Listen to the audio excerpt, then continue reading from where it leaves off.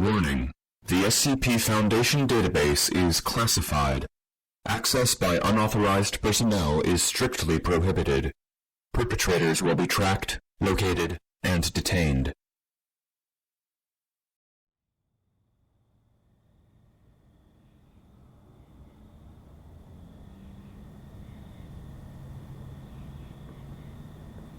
The library is warm and dark. Outside, it is a summer night. Warmth and humidity linger in the air from earlier in the day. A storm is predicted for the week ahead, but the sky is clear for now. The library has been closed for several hours.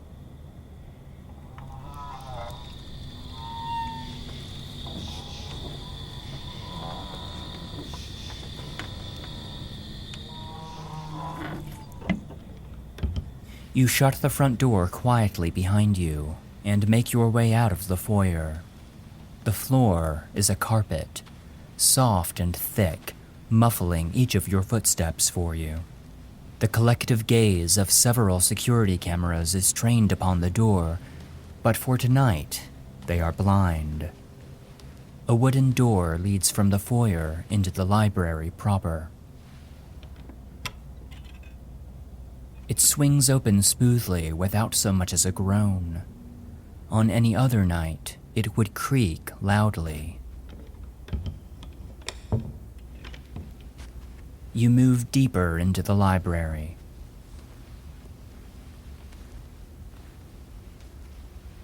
A stray book lies on the floor, shrouded in darkness. Your foot hits it, and you're thrown off balance. You reach out and grab a bookshelf, knocking another book to the floor. Fuck! You freeze.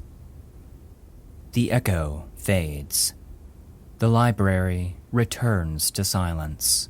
If someone were here, they definitely would have noticed that. You decide that you are alone, and continue, walking normally now. Shitting hell.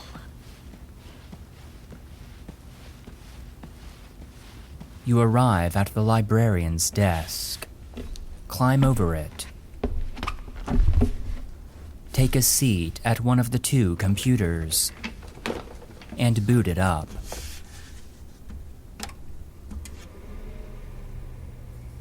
A login prompt appears.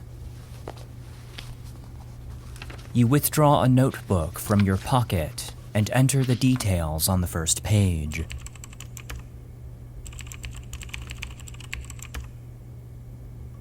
The login is successful. So far, so good. The rest of the notebook is filled with instructions, combinations of buttons to press, commands to enter. You open two different terminals, enter a series of commands, watch lines of text you don't understand flicker past your eyes. Okay. Eventually, as the notebook demands, you take a USB drive from your pocket and gently push it into the computer. Here we go. The screen goes black as it thinks about what it needs to do. A long, tense moment passes. The file for SCP-3984 lights up the room as the page loads, burning your eyes that have grown used to the darkness. You wince and blink, and wait for your eyes to adjust. You exhale in relief that the instructions you were given worked. But it's a feeling that you cut short.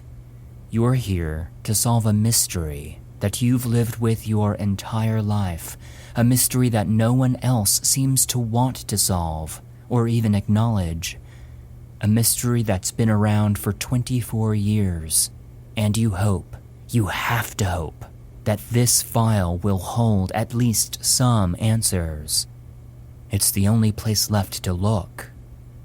The file begins with a note from one of the researchers. The top seems like a good way to start. Notice to all personnel. Omega K is a thing. It's happened. We all have to live with it now. Despite speculation, no matter how prevalent said speculation is, we do not know for sure whether or not we caused Omega K, whether any of our SCPs caused it, or whether any of them can fix it. We do not know whether it is related to the Foundation at all. What we do know is that it now defines our lives. The SCP Foundation does not destroy anomalies. It contains them. That is our purpose. Omega K is an anomaly, and we will contain it. We will not end it. We will not put things back as certain individuals are asking. That is not our purpose. This is not our battle. However, we will contain it, or at least try to. So if any of you are expecting my research team to come up with some magical solution to end Omega K, stop expecting that. We will treat the symptoms, but not cure the disease. Omega K is here, and it's not going away. So grow up and move on. You are professionals. Act like it. It's not like this is going to kill you. Dr. Emily Young.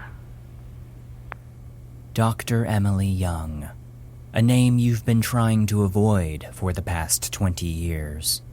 You met Young last year, and suffice it to say that she is of very little use for research purposes.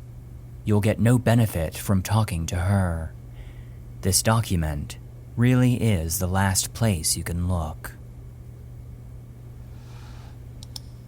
Item Number SCP-3984.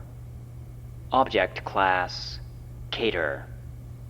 Special Containment Procedures. Containment of SCP-3984 revolves around inducing death in affected animals. As this is not currently possible, SCP-3984 can be considered uncontained. Research efforts must be directed into the development of alternative methods of inducing death.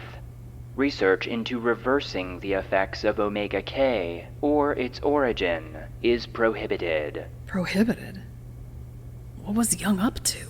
Description: SCP-3984 refers to a phenomenon in which any living organisms in the kingdom Animalia under Cavalier-Smith taxonomy, including humans, are unable to die. Currently, all known lifeforms in the kingdom Animalia are under the effects of SCP-3984. This satisfies the criterion for an Omega K class end-of-death scenario. The source or origin of the prevalence of SCP-3984 as such is referred to as Omega K. The exact nature of Omega K is currently under debate. This document pertains only to SCP-3984 and its effects, not its origin. Omega K occurred on September 12, 2020 at approximately 1400 hours 2 minutes Greenwich Mean Time, a time which has been derived from the last globally recorded human death. Since that time, SCP-3984 has been present in every living creature thus tested. As a result, mortality rates have dropped to 0. SCP-3984 appears to only extend to the ability to die. SCP-3984 does not grant a healing effect, does not prevent aging, does not prevent conception or pregnancy, and does not prevent subjects from sustaining injury. In the long term, SCP-3984 presents a major threat to societal structure, as the population is expected to expand exponentially. Current models estimate that overpopulation would begin to lead to excessive scarcity to the point of widespread starvation in the early 2040s.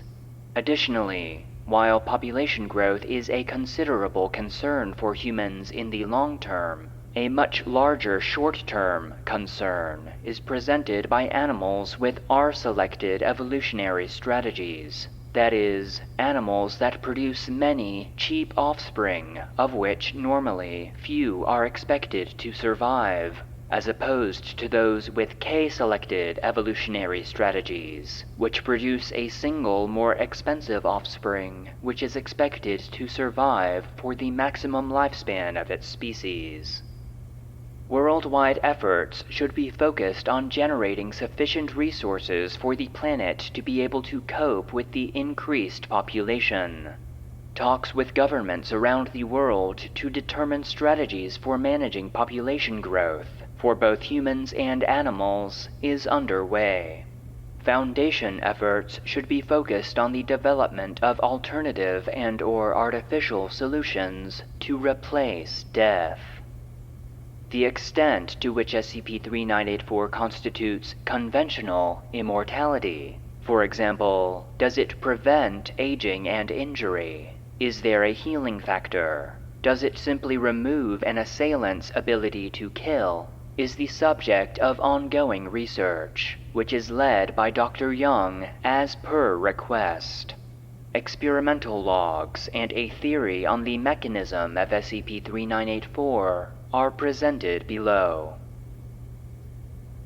Experiment Log 01. Date: September 14th, 2020. Experimenter: Dr. Emily Young. Subject: D1190. Procedure: D1190 was asphyxiated by manual strangulation from D9981. Results: D1190 struggled initially, but stopped resisting after several minutes of strangulation. D9981 was told to maintain grip for a further 10 minutes. D1190 recovered shortly afterwards, with no lasting damage. Experiment Log 02. Date: September 14th, 2020.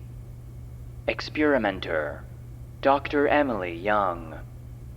Subject: D6812.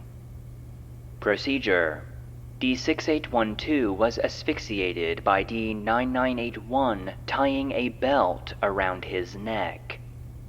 Results: D6812 initially resisted asphyxiation despite instructions otherwise, but stopped after several minutes of strangulation. D9981 was told to keep the belt in position for a further 10 minutes. D6812 recovered, with mild but permanent damage to several muscular ligaments in his neck. D6812 was admitted to the Site 6 medical ward, but did not make any further recovery. Experiment Log 03. Date: September 15th, 2020. Experimenter: Dr. Emily Young. Subject: D1190. Procedure: D1190 was placed in a vacuum-sealed chamber from which the air was ventilated. Results: D1190 began to asphyxiate several minutes into the test, visibly struggling for air, and collapsed against the wall of the chamber after less than a minute, remaining conscious. Subject was left overnight, after which air was released back into the chamber. D1190 was admitted to the Site 6 medical ward with acute cerebral hypoxia and burst blood vessels in the eyes. Subject physically recovered within 3 days, but remained in a vegetative state for several weeks. Upon awakening, D1190 displayed symptoms of permanently impaired motor and speech skills, as well as widespread paralysis. Update: November 2nd, 2020.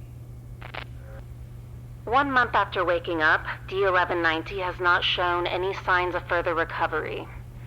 It appears that the anomalous nature of the healing effect extends only to fatal injuries or ailments. D1190 remains effectively useless as D-Class. Under usual circumstances, I'd recommend termination. Experiment Log 04. Date: September 17th, 2020. Experimenter: Dr. Emily Young. Subject: D8833.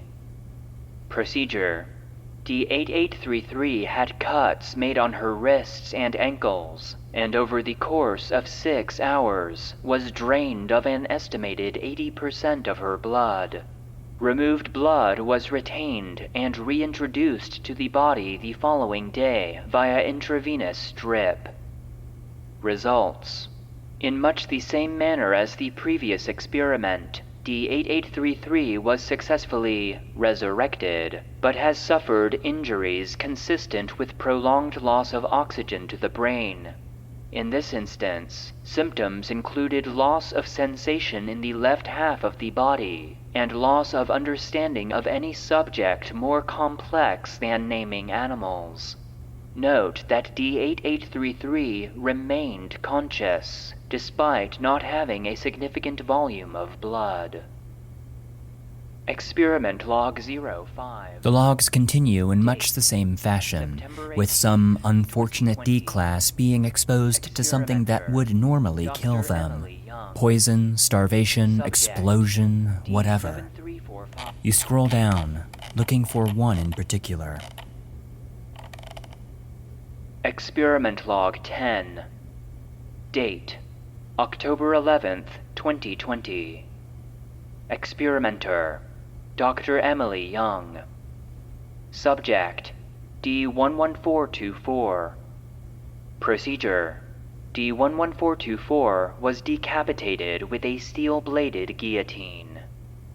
Results: head was cleanly removed. D11424 remained conscious during and after the operation. Efforts were made to breathe, which failed, and D11424 began to show signs of suffocation and significant blood loss. Although D11424 was admitted to the Site 6 medical ward, the injury was deemed irreparable. Both head and body were placed into cold storage. You smile, lifting your hand to touch the raised scar that forms a ring around your neck, and the tiny bumps from age-old stitches. Irreparable. You keep scrolling. Experiment Log 20. Date: November 5th, 2025. Experimenter: Dr. Emily Young. Subject: D10273. Procedure: 1 round from a standard-issue security handgun was fired into the forehead of D10273 by Dr. Young. Results: subject sustained major head injury and was admitted to Site 6 medical ward with severe brain damage and blood loss. Update: December 28th, 2025. After almost 2 months under medical care, D10273 has made a full recovery, albeit with major memory loss of both recent and earlier history. Subject remembers basic skills, such as how to eat and speak, but does not recall any personal details. Experiment Log 21. Date: December 31st, 2025. Experimenter: Dr. Emily Young. Stand-in: Dr. Joyce Michaels. Subject: Dr. Emily Young. Procedure: Dr. Young self-administered a single bullet to the head from a security handgun in much the same manner as the previous test. Results: subject sustained major head injury and was admitted to Site 6 medical ward.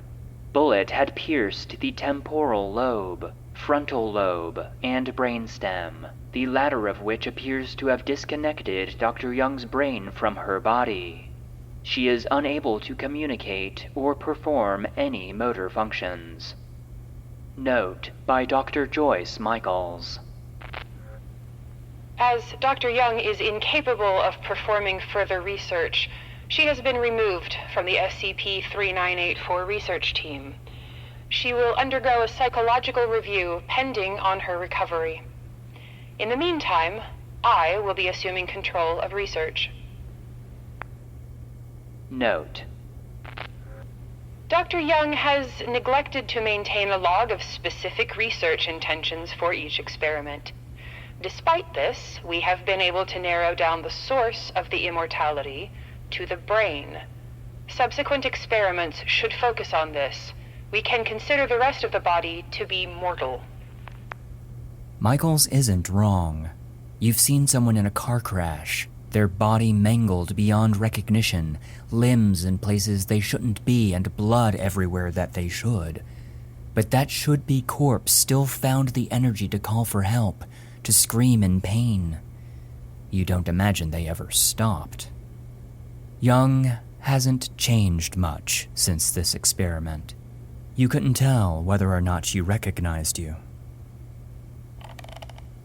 Experiment Log 22. Date: February 2nd, 2026. Experimenter: Dr. Joyce Michaels. Subject: D-373A, a male macaca mulatta, or rhesus macaque. Purpose: to confirm or deny the above assumption, that the brain is the source of immortality. Procedure: D-373A was given a standard lethal injection dose, which consists of 3 injections with the following substances, with 3-minute gaps between injections. 5 grams sodium thiopental to induce unconsciousness. 100 milligrams pancuronium bromide to stop breathing, and 3.9 grams potassium chloride to stop the heart. Results: primary injection was unable to cause D-373A to become unconscious. However, its vocalizations became slower, and panic-like symptoms were noted. Secondary injection saw widespread muscular relaxation and induced breathing difficulty. Tertiary injection quickly induced cardiac arrest, through which D-373A remained conscious and visibly panicked despite severe muscular relaxation. After 12 hours, when the administered drugs were declared to be no longer actively causing symptoms in the subject, D-373A was admitted to the Site 6 medical ward with acute cerebral hypoxia from the lack of blood flow. Note that D-373A remained conscious throughout the experiment. Update: February 25th, 2026. With medical attention from Site 6, D-373A has made a full recovery with no permanent side effects. Note: It is interesting to observe that sedation was unable to induce unconsciousness in the subject. It might not be that the brain is immortal, but that it is impossible to cause one to become unconscious. Experiment Log 23. Date: February 7th, 2026. Experimenter: Dr. Joyce Michaels. Subject: D-374A, a female macaca mulatta, or rhesus macaque. Purpose: to confirm or deny the above assumption, that it is not possible to cause the brain to become unconscious. Procedure: over the course of 5 days, D-374A was injected with a mild sedative, a strong sedative, a mild local anesthetic, a mild general anesthetic, and Class C amnestics. Results: D-374A responded positively to the mild sedative. Dosage was insufficient to cause sleep. Local and general anesthetic, and amnestics. D374A had no response to the strong sedative. In fact, no effect of the sedative was observed, despite the weak sedative showing a positive drowsiness response. Note: sedation, at least to the point of unconsciousness, is not an option for future experiments. This supports the above assumption. Experiment Log 24. Date: February 19th, 2026. Experimenter: Dr. Joyce Michaels. Subject: D390A, a female macaca mulatta, or rhesus macaque. Purpose: to establish if the effects of SCP-3984 hold even when the brain no longer conventionally exists. Procedure: after being restrained, the skull of D390A was surgically opened from the top down to the neck. Connection to the spinal column was severed, and the brain was removed. As damage to neurons and other brain cells are not at risk, the brain was separated into individual cells through a combination of chemical disaggregation and mechanical trituration with a blender. Individual brain cells were then suspended in a saline solution. The resulting mixture, referred to as Solution 3984-24, was placed through a series of tests to determine its electrical activity. Results: electrical signals persisted throughout the brain cells suspended in solution, as would be expected for a healthy human brain, leading to the conclusion that SCP-3984 affects the individual cells of the brain itself. Despite this, it was not possible to determine whether or not D390A remained conscious, as an MRI scan was inconclusive on account of the not brain-shaped nature of the solution and randomization of cell locations. Samples of Solution 3984-24 are available upon request. You've seen enough test logs. None of them contain the information you're looking for. You know that at some point there will be one where they reconnect D11424's severed head. But beyond that, none of them interest you. You scroll down to the bottom of the page. Summary of research. Through research orchestrated by Dr. Emily Young and Dr. Joyce Michaels, overall, SCP-3984 can be characterized by an inability for the brain to become unconscious. The current theory proposes that SCP-3984 does not represent immortality as such, but rather an inability for the brain to lose function. The amount of function is not retained so long as the brain itself remains operable. See Experiment 03. Remainder of file is Level 5/Damarung restricted. Access denied. Foundation personnel are already at your location. Shit. You knew that you'd never be able to get as deep as you needed to. Level 5 access? That's O5 impersonation. Impossible. What were you thinking? The computer screen illuminates your face, and you are suddenly keenly, acutely aware that you are the most visible object in the room. The silence feels so loud. There is something stirring in the darkness. There are shapes all around you. People, barely visible, clad in black, guns raised, pointed at you. 2 of them. 4, no, 6, more than you can count, slowly advancing. You drop down and crouch behind the librarian's desk, under the computer monitor, with your back pressed against the front wooden panel. A single shot rings out, tearing through the silence, and the desk.